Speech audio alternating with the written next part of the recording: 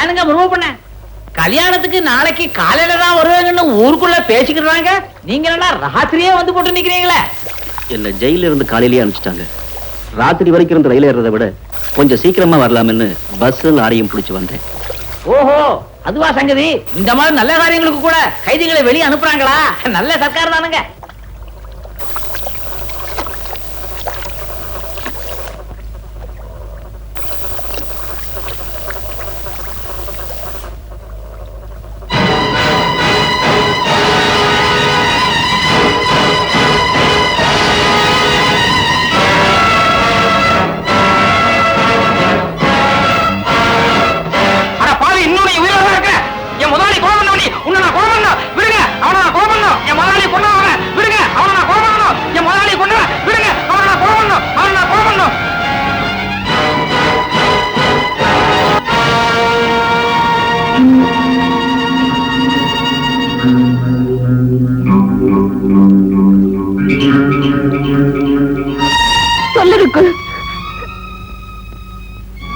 என் மேல சத்தியம், என் குழந்தைங்க மேல சத்தியம்.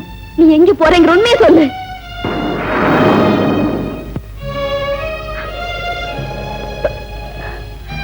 பைரவன் தான் உங்க கூட பிறந்த சொந்த தம்பி. மெட்ராஸ்ல உங்க வீட்டுக்காரர் கோர்ட்ல பொய் சாட்சி சொல்லி ஜெயிலுக்கு அனுப்பினவரும் இவர்தான்.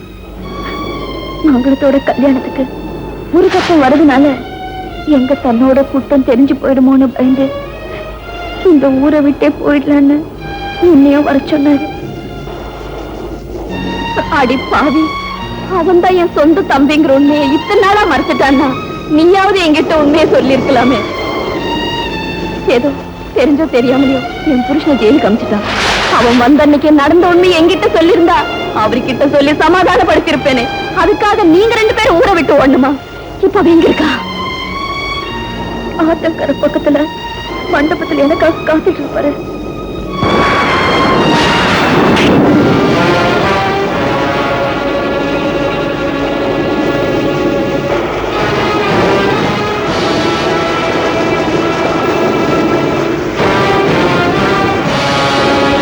நான் ஜெயிலில் இருந்த ஒவ்வொரு நிமிஷமும் அனாதிகமாக தெரிவித்து வந்த குடும்பத்தை பத்தி கூட கவலைப்படல.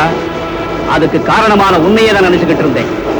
எல்லாரும் கொலையை செஞ்சுட்டு தான் தண்டனை அனுபவிப்பாங்க. ஆனா நான் தண்டனை அனுபவிச்சுட்டு தான் கொலை செய்ய போறேன். மறுபடியும் சொல்றேன், நான் என்னோட சாவுக்காக பயப்படல. இப்போ உன் குடும்பத்தை விட்டு தற்காலிகமா பிரிஞ்சிருக்கிற நீ என்ன கொலை பண்றதுனால நிரந்தரமா அவங்களை விட்டு பிரிய வேண்டி இருக்கும். தயவு செஞ்சு அவசரப்படாது. வாய மூடுறா. உன்ன மாதிரி அயோக்கியனை படைச்ச அதே சாமிதான் என் குடும்பத்தை காப்பாற்றுவதற்காக ஒரு நல்லவனையும் படைச்சு அவங்களோட சேர்த்து வச்சிருக்கிறார். உன்னை கொலை செய்கிறதுனால எனக்கு தூக்கு தண்டனை கிடைச்சாலும் சந்தோஷம் தான்.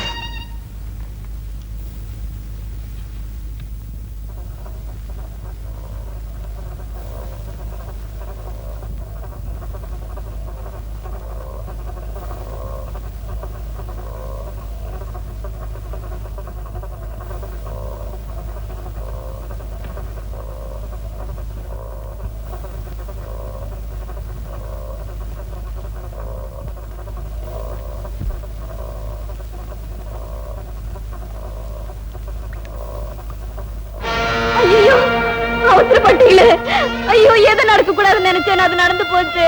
ஐயோ தம்பி தம்பி தம்பி, ஐயோ என்னங்க என்ன காரியம் செஞ்சுட்டீங்க? தம்பி உன் அக்கா வந்திருக்கேன்டா. தம்பி தயவு செஞ்சு கண்ணை திறந்து பாருடா. அடப்பாவி, இத்தனை நாளா யாரு என்னன்னு சொல்லிக்காம கூடவே இருந்து என் குடும்பத்தை காப்பாத்தினியே, உனக்கா இந்த நிலைமை வரணும்? இத்தனை நாளா நம்ம குடும்பத்தை